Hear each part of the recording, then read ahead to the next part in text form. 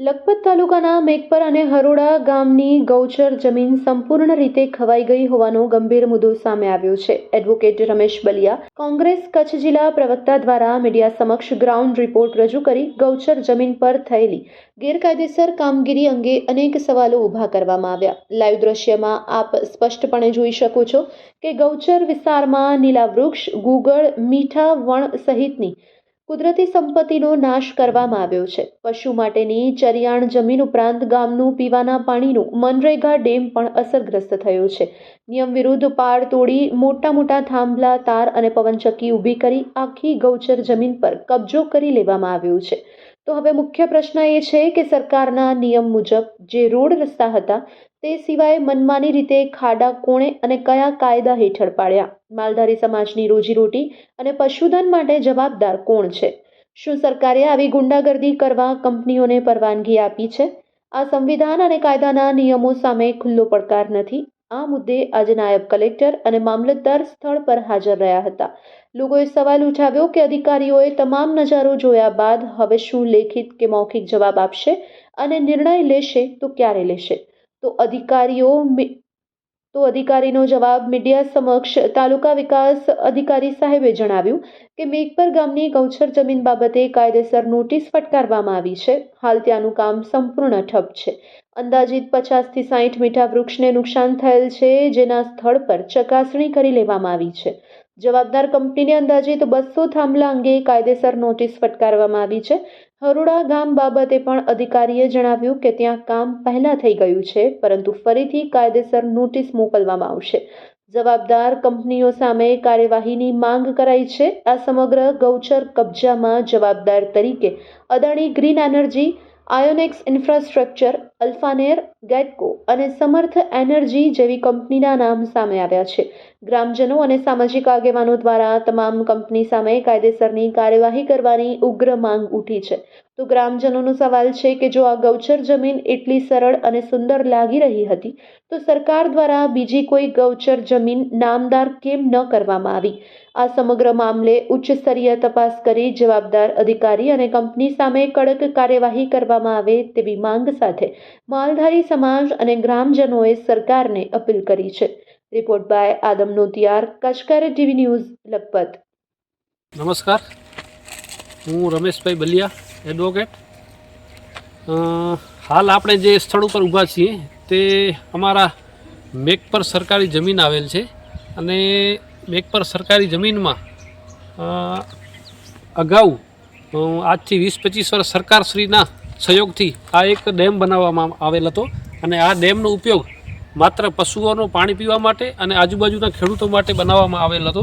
એ ડેમનું ઉદ્દેશ્ય હતું અને સરકારનું એવું હતું કે આ નાના ગામોમાં સિંચાઈ થાય એમ, પણ આ જેટકોના અધિકારીઓએ અને જેટકોના કોન્ટ્રાક્ટરોએ પોતાની સત્તા અને ધાક ધમકીથી આપણે જોઈ શકીએ છીએ કે આ પાડ છે ડેમની એ ખોતરી નાખી છે, આખી ખોતરી કરી અને અંદર એનો થાંભલો નાખી દીધો છે।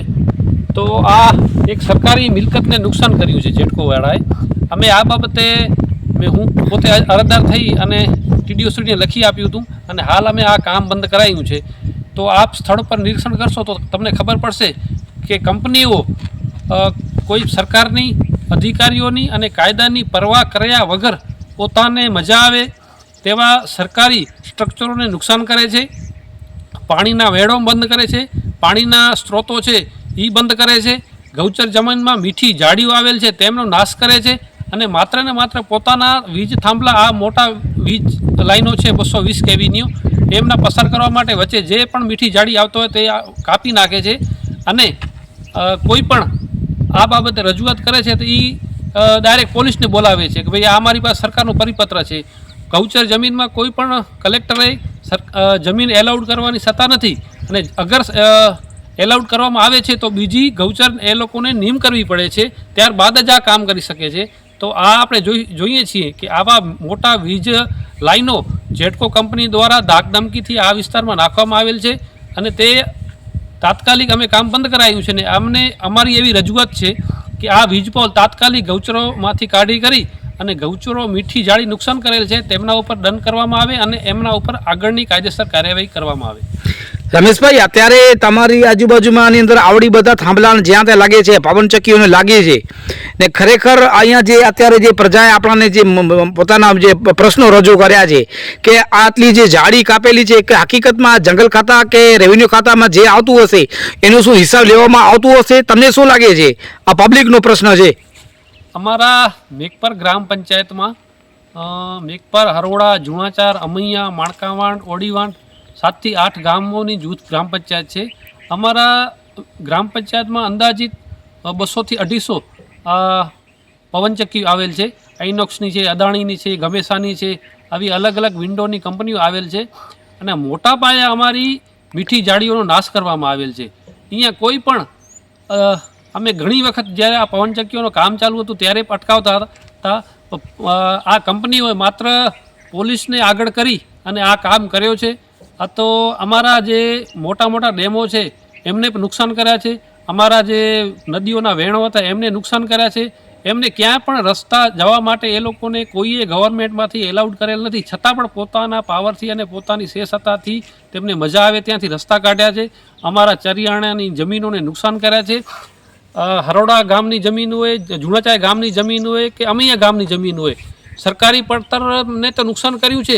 પણ ગૌચરમાં પણ આવા મેઘપર ગામમાં નહીં, માત્ર હરોડા ગામમાં, અમૈયામાં, જુણાચારમાં, આવા ગામોમાં જે મોટા ભાગે પશુઓ માટે અનામત ગૌચર જમીન રાખેલ હતી એમાં પણ આ લોકોએ વીજ થાંભલા નાખી મોટા મોટા ટાવરા ઊભા કર્યા છે અને નુકસાન પહોંચાડ્યું છે. આ બાબતે અમે અનેક વખત રજૂઆત કરી છે, તો કોઈ પણ આ બાબતે કોઈ ધ્યાન નથી આપતા. જ્યારે કોઈ પણ કંપનીને આ વિન્ડો ઊભો કરવા માટે આવે છે તે કલેક્ટર શ્રી દ્વારા એમના શરતોનું પાલન કરી અને કામ કરવાનું હોય છે. તો અત્યારે અમારા વિસ્તારમાં નહીં, આખા લખપત તાલુકાની વાત કરીએ તો અત્યારે જે 1000 પવનચક્કીઓ ઊભું થઈ છે તો એમાં જે ઝાડીઓ કપાઈ છે તો એનું પૂર્ણ વૃક્ષકરણ કરી અને પૂર્ણ ઝાડ રોપવાના હોય છે. એના માટે CSR ફંડનો ઉપયોગ કરવામાં આવ્યો છે. પણ લખપત તાલુકામાં લાખો વૃક્ષો કપાઈ ગયા છે, લાખો વૃક્ષોનું છેદન કરી નાખ્યું છે. પણ આજની તારીખ સુધી કોઈ પણ કંપની દ્વારા કોઈ પણ વૃક્ષારોપણ કરવામાં આવ્યું નથી, કોઈ પણ ઓક્સિજન પાર્ક બનાવવામાં નથી આવ્યું, કોઈ પણ CRC ફંડ આપવામાં આવતું નથી.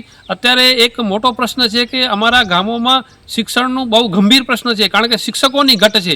હરોડામાં 300 થી 400 વિદ્યાર્થીઓ છે, મેઘપરમાં 85-60 વિદ્યાર્થીઓ છે, જુણાચારમાં 70 થી 75 વિદ્યાર્થીઓ છે, માણકાવાંડમાં 60 થી 70 વિદ્યાર્થીઓ છે. ત્યાં મહેકમ પ્રમાણે શિક્ષકોની ઘટ છે. અમે કંપનીઓને કહીએ છીએ કે તમે CRC ફંડ આપી કરી અને અમોને શિક્ષણ નિમણૂક કરો, તો આ લોકોને કોઈ ઇન્ટરેસ્ટ નથી. માત્ર ને માત્ર આ પવનચક્કી ઊભો કરી દાદાગીરીથી, પોતાની શેષતાથી આ પવનચક્કી ઊભા કરી અને સરકાર સાથે, એમના મોટા મોટા નેતા સાથે મિલીભગત કરી અને આ અહીંયાથી મોટી એક વીજ લાઈનનો પસારા કરી અને પોતાનો આમાંથી મોટા પાયે આ લોકોએ વીજળી ઉત્પન્ન કરી અને મોટો નફો કમાઈ રહ્યા છે. અને સ્થાનિક પ્રજાનું શોષણ થઈ રહ્યું છે. ગૌચરનું શોષણ, પશુપાલનોની પશુપાલન અહીંયાની મુખ્ય જે માણસો છે એનું વ્યવસાય છે ખેતી અને પશુપાલન. તો આ ખેતીને અને પશુપાલનને મોટે ભાગે આ વિન્ડો આવતા તો એમને બહુ નુકસાન થયું છે અને એ નુકસાન કોઈ ભરપાઈ કરી શકે એવું નથી. અમે જ્યાં આ વિસ્તારમાં જઈએ છીએ ત્યારે અમને બહુ દુઃખ લાગે છે કે અમારી વિસ્તારમાં આટલી બધી ઝાડીઓ કપાઈ ગઈ છે. તો આ અત્યારે ખબર નથી પડતી કે ભાજપની સરકાર છે કે આ પવનચક્કીઓની સરકાર છે. આ એકદમ પોતાની શેષતાથી બધું કામ કરે છે અને કોઈ અહીંયા સાંભળતું નથી. અહીંયા અત્યારે પવનચક્કીઓ, રમેશભાઈ, કેટલો ટાઈમ થી આ ચાલુ થઈ ગઈ હશે? 2019 થી આ અમારા વિસ્તારમાં પવનચક્કીઓ ચાલુ ને તમે વકીલ છો, બરાબર? અને વકીલની પ્રમાણે તમે ગૌચરની જમીન આ લોકો નાખે છે, એની અંદર થાંભલા નાખે છે, તો એના માટે પહેલા નેમ કરવી જોઈએ કે નહીં? સરકારનો નિયમ શું છે? ગુજરાત હાઈકોર્ટના ચુકાદા પ્રમાણે કોઈ પણ કંપનીને ગૌચરમાં કામ કરવાનું હોય તો એમને કલેક્ટર પાસે પરવાનગી લેવી પડે. કલેક્ટરશ્રીએ જ્યારે કંપનીને ગૌચર જમીનમાં કામ કરવાનું હોય ત્યારે બીજી આ કંપનીઓ અથવા તો કોઈ જમીન ખરીદી આપે અથવા તો કલેક્ટરશ્રી બીજી સરકાર જમીનને ગૌચર જમીન નિયમ કરી અને ગૌચર જમીન જેટલો ઉપયોગ કરે છે એ બીજી ફાજલ જમીન જે ગૌચરમાં નિયમ કરી પછી જ આ કંપની કામ કરે છે. એવું ક્યાં નથી થયું. આ મેઘપર ગામમાં નહીં, આખા લખપત તાલુકામાં વિન્ડોએ મોટા પાયે ગૌચર જમીનમાં દબાણ કર્યું છે, ગૌચર જમીનમાં થાંભલા નાખ્યા છે. અમે આ બાબતે કોર્ટમાં પણ ગયા છીએ. કોર્ટ આ લોકોને સ્ટે સુધી આપ્યા છે, આ લોકોના દાવા વિડ્રો કર્યા છે, છતાં પણ આ કોઈ કાયદાની પરવા કર્યા વગર પોતાની સત્તાથી અને પોલીસના પાવરથી આ બધું કામ થયું છે.